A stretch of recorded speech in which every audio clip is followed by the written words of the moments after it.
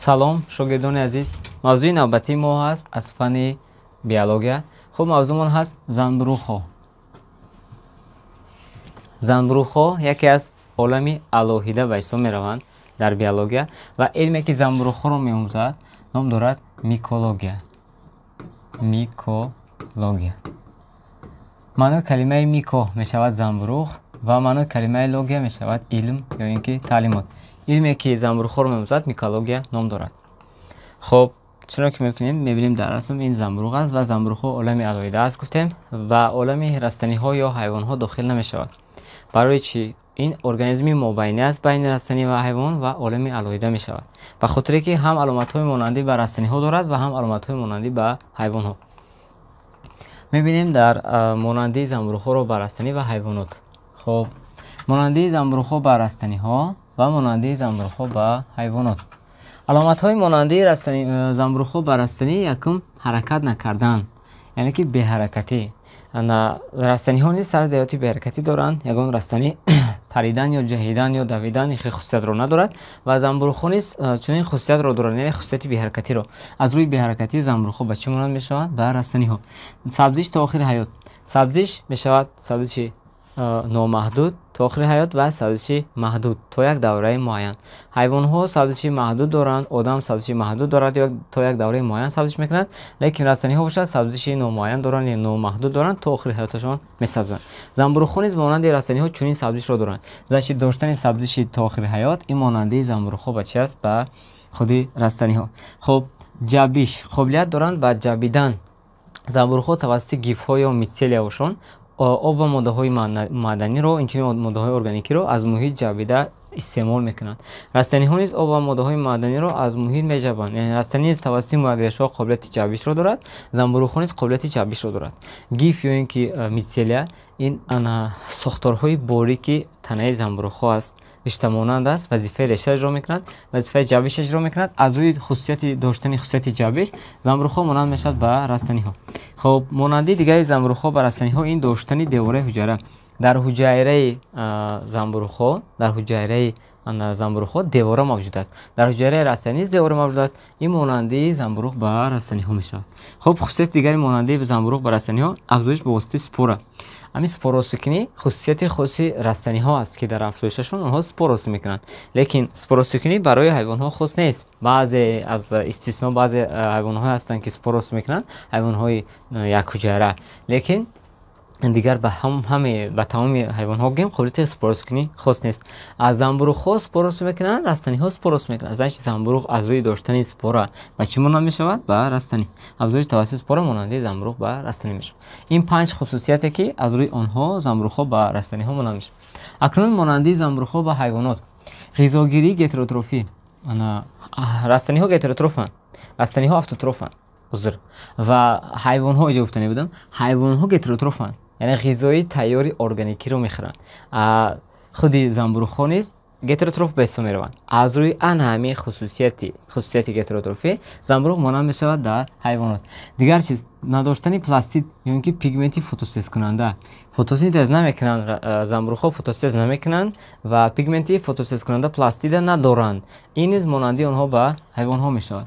моддаҳои ғизоиро дар шакли гликоген захира мекунанд. гликоген моддаи ғизоии захиравии ҳайвонҳо аст ва крахмал бошад моддаи ғизоии захиравии растаниҳо аст. аз рӯи доштани гликоген монанд мешаванд дар ҳайвонот. девораи ҳуҷайраашон аз карбогидрати мураккаб бо ном хитин таркиб ёфтааст.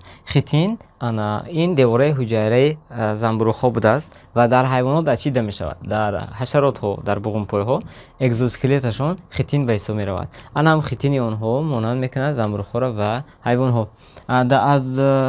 аз растаниҳо бошад девораи ҳуҷайраашон селлюлоза дорад. хуб, яке аз монандии дигари занбурӯғҳо ба ҳайвонот ин мубодилаи моддашон, маҳсули мубодилаи моддашон мачевина мебошад. мачевина дурдаи пешоб.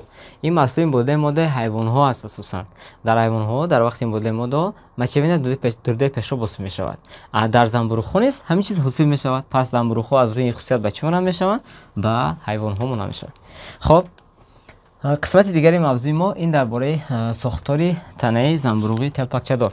дар табиат ҳамаи занбурӯғҳо телпакча ҳосил намекунанд, лекин аксарияти занбурӯғҳо яке аз синфи занбурухҳо ки базидиомитсетҳо ном дорад, қобилияти ҳосил кардани телпакчаро доранд. Занбурухҳои дараҷаи олӣ занбурухҳои муташаккили телпакчадор ба шумор мераванд ва гурӯҳи аз онҳо қобилият доранд телпакча ҳосил кунанд ва занбурӯғро мо ба ҳамин телпакчааш мешиносем. Хоб, анаки якум мегзанем дар бораи сохти занбурӯғи телпакчадор. Чуна ки дар раст мебинем, занбурӯғи телпакчадор тасвир шудааст ва занбурӯғи телпакчадор аз ду қисм иборат аст. Қисмате ки дар зери хок аст ва қисмате ки дар рӯи хок аст. ва қисмати зерихокӣ ва рӯйхокӣ ҳарду ҳам аз митселия ва гифҳо таркиб ёфтааст. Митселия ва гиф ин ҳамин сохторҳое ки борику шохрондаанд ва танаи занбурӯғ аз онҳо ҳосил шудааст. Сохторҳои борику шохрондае ки танаи занбурӯғ аз он ҳосил шудааст, ин ном дорад митселия ё ки чи гиф. Хоб, акнун мо гуфтем ки ду қисмат доранд, қисмати зерихокӣ ва қисмати рӯйхокӣ. Қисмати зерихокии занбурӯғи телпакчадор ном дорад кундареша. چه خیلی که میبینیم در زیر خاک مجموعه میتسلیا و گیف‌ها با همدیگر پیوسته چی رسم میکردن؟ کندریشه رسم میکردن. همین قسمت کندریشه زنبورق به حساب میرود. خب در خاک کندریشه یعنی که ریشه زنبورق. خب اکنون در قسمت بالای خاک باشد پایه دارند، کنده پایه میگن به بار دیگر. بعد تلپکچه یا سالچه دارند و تلپکچه و کنده پایه در یک جایگی میشود تنه میوه. یعنی همین مجموعه میتسلیا و گیف در زیر خاک چی رسم کرد؟ کندریشه رو. در بالای خاک چی رسم کرد؟ تنه میوه رو. نه در بالای خاک، در سطح زمین در بالای خاک تنه میوه یا اینکه تنه. خب значит زنبورق تلپکچه‌دار از دو قسم عبارت است. این هم باشه کندریشه و تنه میوه. کندریشه قسمتی زیر خاکی، تنه میوه قسمتی روی خاکی. значит مجموعه میتسلیا و گیف‌ها در زیر خاک کندریشه رسم کرد، مجموعه میتسلیا و گیف‌ها در روی خاک تنه میوه رسم کرد. تنه میوه دو قسمت دارد، کنده پایه و تلپکچه یا سالچه. اکنون اینجا یک قسمتی تلپکچه و سالچه رو بیرون کردیم. در پایانی یعنی قسمتی پایانی تلپکچه یا سالچه حاصل می شود چی؟ سپوره و جایی که سپوره حاصل می شود این را میگن سپورانگیه. ما گفته بودیم که زنبورخ‌ها قابلیت حاصل کردن سپوره رو دارند به خاطر که از روی خصوصیت مانند میشوند در رستنی ها و سپوره در کجاست میشه؟ در تلپکچه. سوال در مرکز تستی اومده است. سپوره میگه در تلپکچه زنبورخ‌ها چی تشکل می‌یابد؟ جواب میشه سپوره. یا میگه سپوره در زنبورخ‌ها در کجا انکشاف می‌یابد؟ در تلپکچه. خب اکنون انا اینجا میتسلیا گیفو گفته بودیم و سبزی سپورا گفتیم اینجا سپورانگه نام دارد. اینجا سپورانگه نام دارد. سپورانگه انا این در سپورانگه واسه میشود چی؟ سپورا. جوز شوی سپورا رو سپورانگه مینامد. خب این بود درباره ساختار تنه زنبورقی تلپکچه‌دار. من خیلی در اول گفتم همه زنبورق‌ها تلپکچه حاصل نمیکنن. هست زنبورق‌هایی که به گروه زنبورخ‌های درجه عالی داخل میشوند لیکن تلپکچه حاصل نمیکنند. این زنبورخ‌هایی که تلپکچه ندارند. خب تریوفل، دیلیبرا، اوجه قارچ اینا کندریشه دارند در زیر خاک لیکن تلپکچه حاصل نمیکنند. کندریشه و پایه نسبتا کوتاه حاصل میکنند لیکن تلپکچه حاصل نمیکنند. خب تریوفل، دیلیبرا، اوجه قارچ این زنبورخ‌ها هستند که تلپکچه در آنها حاصل نمیشود. خب قسمت دیگری موضوع ما نمودهای غذاگیری در زنبورخ‌ها. زنبورخ‌ها اساساً ارگانیسم‌های گتروتروفند و از روی غذاگیری گتروتروفی مانند میشوند در حیوان‌ها. قید کرده بودیم. خب گتروتروفان زنبورخ‌ها گتروتروفان و غذاگیری گتروتروفو به دو گروه یعنی دو گروه جدا میشوند، ساپروفیت و پارازیت. زنبورخ‌های ساپروفیت از کلمه یونانی ساپروس پوست‌کننده گرفته شده است. از ماده ارگانیکی ارگانیسمی فوتیده غذا میگیرد. مثلا پوپانک یا که خمیرتروش. از زنبورخ‌های پارازیت باشه زنبورخ‌ها هستند که از ماده ارگانیکی ارگانیسمی زنده غذا میگیرند یا مفتخورند. یعنی که مثال در داخل میشود سیاه‌موغ، شاهکویا، سیاهکویا، چنبوچ یا زنبورخ‌های پارازیتن. زنبورخ‌ها وقتی که در ارگانیسم وقتی که زنده در آن زندگی کنند و مفتخوری کنند آن را به یگان بیماری گرفتار کنند این زنبورخ‌های گتروتروفی پارازیت. وقتی که ارگانیسم مرده آن را به خاک تبدیل کنند پوست کنند این میشود زنبورخ چی؟ ساپروفیت.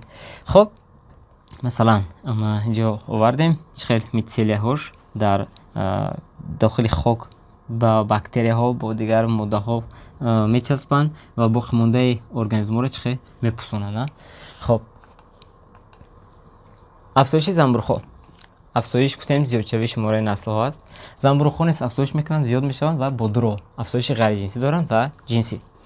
خب افزایش غیر جنسی زنبورخ‌ها را یکم دیده میبریم. زنبورخ‌ها برای غیر جنسی و جنسی افزایش میکنند. یکم افزایش غیر جنسی زنبورخ‌ها با کدام راه‌های غیر جنسی افزایش میکنند؟ یکم با راه نشوی. یعنی کنده شوی یگان قسمت تنه، یگان قسمت تنهشون کنده می شود، فرگمنتاسیون. و اینچنین برای مخصی غیر جنسی افزایش نشویش هم موجه بندی است و در بعض دیگرش فرگمنتاسیون است. موجه بندی خیلی میدونیم از یک قسمتی تنه زنبروغ ورمی پیدا می شود و اون به حجره تبدیل می شود، به حجره دیگری وصل میکند. موجه بندی بسیارتر دیده می شود در زنبروغی خمتروش. این موجه بندی افزایش غیر جنسی در زنبروغ میگه زنبروغ خمتروش در شرایط مساوی با کدام را افزایش میکند؟ برای موجه بندی افزایش نشوی در زنبروغ خمتروش چی نام دارد؟ موجه بندی در کدام وقت افزایش میکند؟ خیلی در وقت شرایط مساوی افزایش غیر جنسی میکند برای موجه بندی. خب ابا سوال میشود همین زنبروغ خمتروش زنبروغ خمتروش اگر در شرایط مساوی برای موجه بندی افزایش کند، در شرایط نامساوی چه خیلی افزایش میکند؟ در شرایط نامساوی انا برای سپوروسیکنی افزایش میکند این زنبروغ خمتروش. خب قسمت دیگر برای میگه مخصوصی غیر جنسی. مخصوصی غیر جنسی در زنبروغ این سپوروسیکنی است. برای چی در زنبروغ سپوروسیکنی مخصوص است؟ برای که در زنبروغ سپور اندوگنی و اگزوگنی حاصل می شود. سپور اگزوگنی و سپور اندوگنی چه خیلی سپوران و در کدام زنبروغ دیده می شوند؟ دوامش. خب نگاه کردیم این زنبروغ که می بینیم این زنبروغ نام دارد مغور. چی نام دارد؟ مغور. این زنبروغی که میبینیم این نام دارد پینتسیل. زنبروغ مغور، زنبروغ پینتسیل هر دو به گروه زنبروغ پوپانک داخل میشوند. زنبروغ مغور سپور اندوگنی حاصل میکند، زنبروغ پینتسیل باشد سپور اگزوگنی. خب ساختار مغور چنین است: میتسیل دارد، گیف دارد، خب بعد سپورانگیا دارد. سپورانگیا در یک پایچه نگاه داشته میشود که پایچه که سپورانگیا را داشته میشود نام دارد سپورانگیوفور. و در سپورانگیا چیز می شود؟ سپورا حاصل می شود و سپورا که پنج شد ابرادن با مغور حاصل می شود. وقتی که زنبروغ مغور گفتیم این با اصطلاح لهجوی همون پوپانک گفته زنبروغ مغور را در نظر داریم. اگر هر دوشم گروه زنبروغ پوپانک هم پینتسیل و هم مغور. هم زنبروغی که در بالای نون پیدا می شود این زنبروغ مغور است. و اگر وقتی که یک نانی ما پوپانک زد که زنبروغ مغور در بالای اون پیدا شد دیگرش دام میگذرد. چه انا با چنین رو یعنی اون افزایش میکند، افزایش غیر جنسی برای سپوروسیکنی و انا همین سپورا در نونهای دیگر چی میشود؟ پهن میشود و نمیتونیم که ما اون رو پیشگیری کنیم. پیشگیری فقط پیش از علاج میشود، علاج حقوقی پیش از وقوع میگن. پیشگیری پیش از پیدا شوی زنبروغ اولینی مغور در همون نون چیکار میکنیم؟ نون در داخل خلادل میمونیم، یعنی که سرد در جای سرد میگذاریم. وقتی در جای سرد گذاریم امکانیت سبزیش و انکشاف زنبروغ خود چون دیگر ارگانیسم زنده در شرایط گرم، شرایط مساوی هوای گرم یعنی گرادوس هوای گرمی دکوره، وقتی که در جای سرد مونده او انکشاف نمی‌یابد و مغور پیدا نمی‌شود. خب یعنی فرقیت در چی است اوزی داله؟ خب پینتسیل قسمش میتسیل گیف بعد سپورانگیا پینتسیل نام دارد کونیدیا و پایچه که کونیدیا را داشته می‌باشد کونیدیوفور است.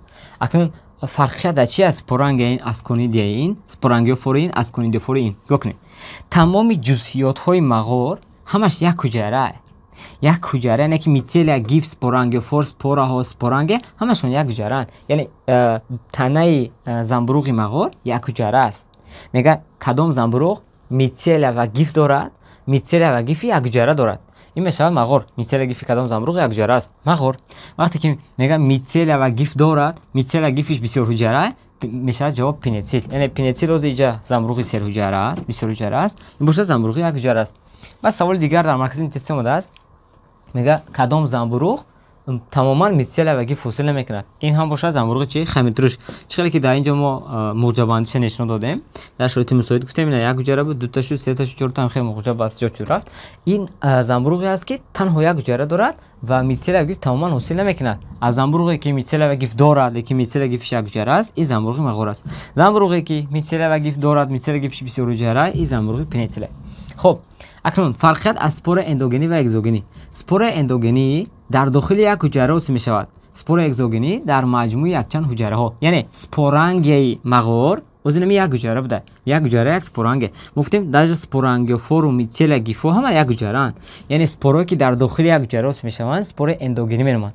انا وقتی که سپورانگیا حجره زیاد داشته باشد اینا به بردگار میگن کونیدیا و در کونیدیا سپورایی که حاصل می شود سپورای چند اگزوگنی اند. خب این بود درباره افزایش غیر جنسی زنبروغ. ана дигар чиз давоми мавзӯи мо аст афзоиши ҷинсии замрӯхҳо. Афзоиши ҷинсии замрӯхҳо ва дар замрӯхҳо дараҷаи паст ва дар замрӯхҳо дараҷаи олӣ мебинем. Якум афзоиши ҷинсӣ дар замрӯхҳои дараҷаи пастанд. Хуб, дар замрӯхҳои дараҷаи паст се намуди афзоиши ҷинсӣ аст: изогамия, оогамия ва анизогамия. Аллакай аз калимаи гамия маълум аст ки дар ин ҷо омезшёбии ҳуҷайраҳои ҷинсӣ ба амал меояд.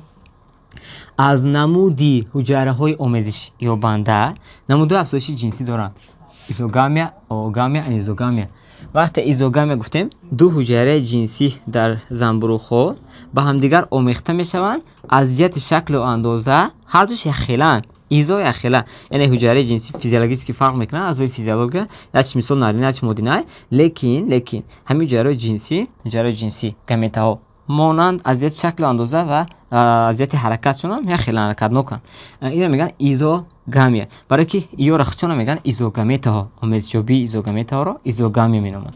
ана оогамия, вақте ки тухмҳуҷайра калони беҳаракатай, нутфа хурди ҳаракатнок. ин нутфаи хурди ҳаракатнок, ин тухмҳуҷайра чи калони беҳаракат. ишораша монем. вақте ки ё байни ҳамдигар ё ки просто плюсу минусанд, вақте ки ё байни ҳамдигар омезиш меёбанд, ин омезишёбиро мегӯянд оогамия. омезиши ду ҳуҷайраҳо аз ҷиҳати сохту андоза фарқкунанда, нутфаи хурди ҳаракатнок, тухмҳуҷайраи калони беҳаракат. вақте ки анизогамия гуфтем, маънои калимаи зидди изогамия ё гетерогамия мегӯянд ба ибораи дигар. вақте ки ҳар ду ҳуҷайраи ҷинсӣ ҳаракатнокай, якчи маслан калони ҳаракатнок, якш хурди ҳаракатнок, лекин ҳарчанд ҳаракатнок, значит омезишёбии анизогаметаҳо ё гетерогаметаҳо ё омезишёбии чи изогаметаҳо буд. фарқият чи аст? ҳар душ аз ҷиҳати шакли андоза хела ҳаракатнок. ин аз ҷиҳати шакли андоза гуногун, лекин тухмҳуҷайра беҳаракат, нутфа ҳаракатнок. инҷа аз ҷиҳати шакли андоза гуногунанд, лекин чи ҳар душам ҳаракатноканд. фарқи байни ин ва ин ҳамия ки инҷа тухмҳуҷайра беҳаракат, инҷа чи тухмҳуҷайра ҳаракатнок. хуб, ин буд дар бораи афзоиши ҷинсӣ дар замбурӯхҳои дараҷаи паст. бо инчунин афзоиши ҷинсӣ дар замбурӯхҳои дараҷаи олӣ аст. афзоиши ҷинсӣ дар замбурӯхҳои дараҷаи олӣ. хуб, диққат кардем. афзоиши ҷинсӣ дар замбурӯхҳои дараҷаи олӣ. дар замбурӯхҳои дараҷаи олӣ чор намуди афзоиши ҷинсӣ аст: гаметангиогамия, сперматизатсия, хуб, конъюгатсия ва соматогамия. гаметангиогамия омезиши ҳуҷайраҳои ҷинсӣ пухта нарасида, омезиши ҳуҷайраи ҷинсии ҷавон. боз дар расмиш мақсад мебинем, ҳуҷайраи ҷинсӣ пурра пухта нарасида, гаметангияҳо омезиш меёбанд. гаметангиогамия. сперматизатсия омезишёбии ҳуҷайраҳои ҷинсӣ бо иштирок аз нутфаи беҳаракат. нутфаи беҳаракат дар бордоштавӣ иштирок мекунад, сперматизатсия меноманд. конъюгатсия вақте ки ду гифи замбурӯх ба ҳамдигар наздик мешавад, ҳуҷайраҳои ҷинсии онҳо омехта мешавад, инро меноманд конъюгатсия. соматогамия вақте ки ду гифи замбурӯх ба ҳамдигар наздик мешавад, аввал цитоплазма омезиш меёбанд, плазмогамия мешавад, баъд ядроҳо омезиш меёбанд, кариогамия мешавад. яъне ду давра дорад соматогамия, плазмогамия ва кариогамия, ки ин баъд дида мебароем. хуб, анакнун бинед изогамия чӣ хеле ки мо фаҳмондем дар замбурӯхҳои дараҷаи паст. гетерогамия ё анизогамия, аз дар изогамия барем. изогамия нигоҳ кун, ҳарчанд якхелаи ҳаракатнок. ана гетерогамия бин як тиш калони ҳаракатнок, як хурди ҳаракатнок. оогамия бин тухмҳуҷайраҳо калони беҳаракат, нутфаҳо чи хурди ҳаракатнок. ин буд дар афзоиши ҷинсӣ дар замбурӯхҳои дараҷаи паст. анака ин ҳамаша дар ҷойгӣ мегӯянд гаметогамия, яъне омезишёбии ҳуҷайраҳои ҷинсӣ бо иштироки ҳуҷайраҳои ҷинсӣ мешавад. анака дар замбурӯхҳои дараҷаи олӣ мо доштем гаметангиогамия. нигоҳ кунед, гаметангияҳо пурра ҳуҷайраҳои ҷинсӣ омезиш неёфта якҷоя мешаванд. гаметангия якҷоя мешавад, зиготос мешавад.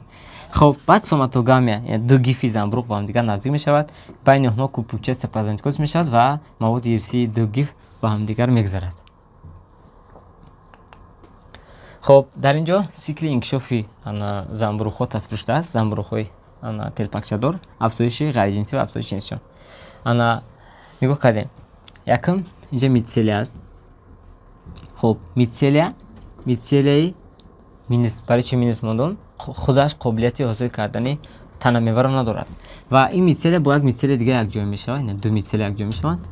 як чиз плюс як чиз минус монем ва плазмогамия мешавад. омезишёбии цитоплазма омезиш меёбанд, ҳуҷайраҳои дуядродор рӯз мешаванд. дальнейши дар ҳуҷайраҳои дуядродор ду ядро шуд ку ҳар ду ядро ба ҳамдигар омезиш меёбанд, кариогамия мешавад. дар натиҷа мешавад зигота ва ҳамин зигота борои меёз тақсим мешавад ва аз зигота спороз мешавад. спораҳо паҳн мешаванд, аз спораҳо ба воя мерасанд, месабзанд ва аз спора боз мешаванд мицелия. Ин мицелия бо ба ҳамдигар ҳаҷом мешаванд, бо ҳам хел сикли идома меёбад. Ин афзоиши ҷинсишон аст. Афзоиши ғайриҷинсӣ чӣ хеле? Вақте ки ам мицелия сохторҳои споросикунанда дорад, прамои спорос мекунад, спора дар замин меғалтад ва спора ба воя мерасад, бо ҳам хел месабзад дарш. Яъне агар афзоиши ғайриҷинсӣ бошад, фақат спора. Афзоиши ҷинсӣ дар аввал плазмогамия, баъд керогамия, баъд спорос мешавад. Хоб, амин сикли инкишофи занбурӯғи телпакчадор дар як бор дигар тафсир шудааст. мебинем. Дар расм диққат мекунем. Дар расм афзоиши ҷинсӣ ва ғайриҷинсӣ ё гӯем сикли инкишофи занбурӯғи телпакчадор тасвир шудааст. Занбурӯғи телпакчадор маводи ирсияш N+N аст. Барои чӣ? Озӣ мефаҳмед. Занбурӯғи телпакчадор дар телпакчааш ё дар танаш, дар пояаш ё дар кундарешаш чӣ ҳуҷайрае ки дорад, чӣ мицелия, чӣ гифе ки дорад, ҳамаш дутаи ядро дорад. Дутаи чӣ? Ядро. Дутаи ядро маводи гентикишон чӣ? N ва ба ҳамдигар омезиш наёфтаанд. Ана ба ҳамин хотир маводи ирсии телпакча N+N. Вале ба ҳамдигар омехта нашудааст. Ана ман дар мавзӯи сохти занбурӯғи телпакчадор гуфта будем ки дар поёни телпакчаи занбурӯғ чи аст? Споранге. Ина споранге. Спорангена калон кардем. Ина ҳуҷайраҳои споранге дутаи ядро доранд. Ядрои сирх, ядрои сабз, кабуд. Ва ядроҳоро бинед, ядроҳо фарқ карда. Ва дутаи ядро ҳарчанд маводи гентикишон чи аст? N аст. Моз байнашон N+N. Ядроҳо ба ҳамдигар омехта нашудааст. ва якм раванде ки мегзарад инҷо чӣ гап мешавад? Кариогамия, яъне дар споранге аввал чӣ мегзашта? Кариогамия. Дар споранге телпакчаи занбурӯғ аввал кариогамия мегзашт. Ва ядроҳо ба ҳамдигар омезиш меёбанд, кариогамия шуд. Карио ядро, гамия омезишёбӣ, омезишёбӣ ядро. Ядроҳо ки яҷо шуданд чӣ мешавад? Ядрои диплоидӣ мешавад. Ядрои чӣ мешавад? Диплоидӣ.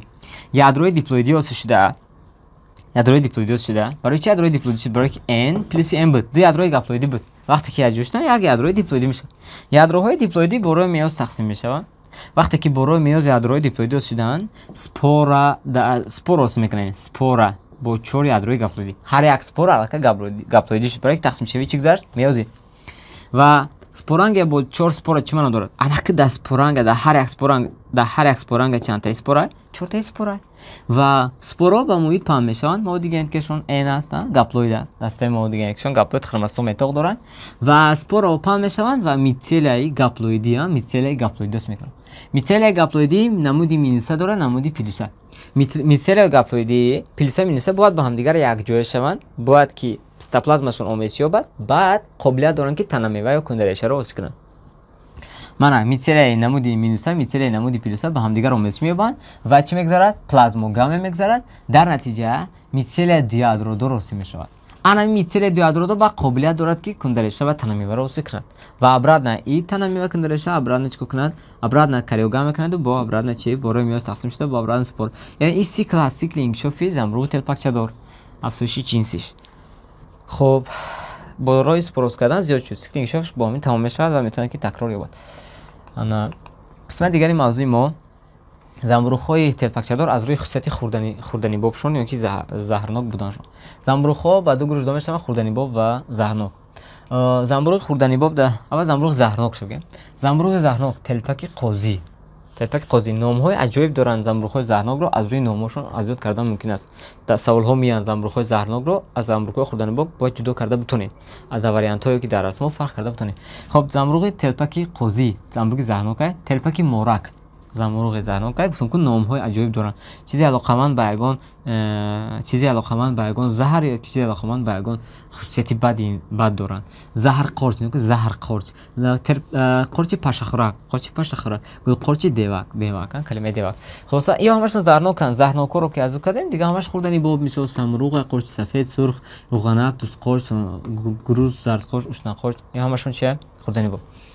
Ва дар расм чӣ хеле ки мебинем, ин занбурӯғҳои заҳрнок дар инҷа тасвир шудагиа. Занбурӯғҳои заҳрнок, масалан ин занбурӯғи пашахӯрак, дар болош мақсад ба монанди вай дорад, из дорад.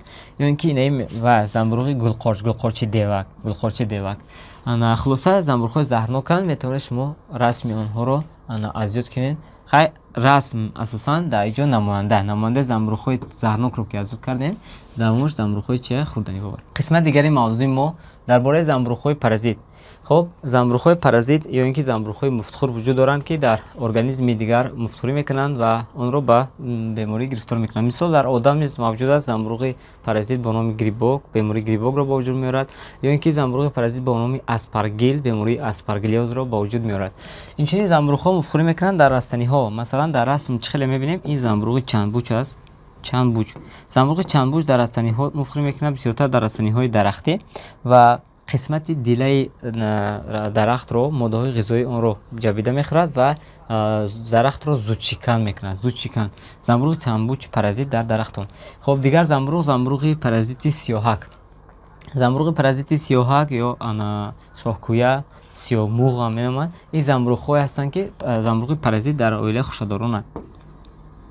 Сиёҳак. Барои чӣ замбурухи сиёҳак меноманд? Ба хотире ки ҳангоми паразитӣ кардан хушаи гандумро, дони хушаи гандумро нобуд мекунад ва онро ба ранги сиёҳ табдил метавад. Ба хотир мегӯянд замбурухи сиёҳак. Хоб, қисмати дигари мавзӯи мо ин аҳамияти замбурухҳо. Дар охир дар бораи аҳамияти замбурухҳо инҷо мехоҳем гӯем. Якум, дар гирдгардиши моддаҳо иштирок мекунанд. Чӣ маъно дорад? Замбурухҳо дар гирдгардиши моддаҳо иштирок мекунанд, дар моддаҳоро аз хок дастраси расаниҳо мегардонанд, ё ин ки моддаҳоро мепӯсонанд. Ин дар гирдгардиши моддаҳо иштирок кардани замбурухҳо. ҳосилнокии хокро баланд мекунанд. Замбурухҳо ҳангоми реаксияи пӯсиш, ки замбурухҳои сапрофитӣ гуфтем ба вуҷуд меоранд, ҳосилнокии хокро баланд мекунанд, таркиби хокро аз моддаи ғизоӣ зиёд мекунанд ва чӯби дарахтонро вайрон мекунанд. Хай вайрон кардани чӯби дарахтон як аз зарараш ба ҳисоб меравад. Замбурухи чандбуч хеле гуфтем дар табиат чӣ зарар дорад дар растаниҳо. Дигар маҳсулоти доругии антибиотикҳо. Дар мавзӯи замбурухи пенитсил ман инҷо фаромӯш кардам таъкид кунам, ки замбурухи пенитсил антибиотики пенсилин истеҳсол мекунанд. Аввалин маротиба олим Флеминг аз замбурухи пенитсил, аз замбурухи пенитсил антибиотики пенсилинро ҷудо карда буд. Ин дар тиб ҳамчун антибиотик истифода мешавад. Хоб, дар тайёр намудани панир иштирок мекунад. Яъне ки панир бо инчунин витаминҳо аз таркиби замбурухҳо витаминҳо, кислотаҳои органикӣ мегиранд.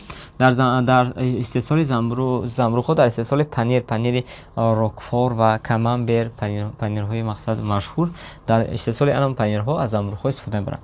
Инчунин замбурухҳо паразитҳо ба ҳисоб мераванд, ки гирифтори бемории дар растаниҳо, ҳайвонот ёра хай гуфтем.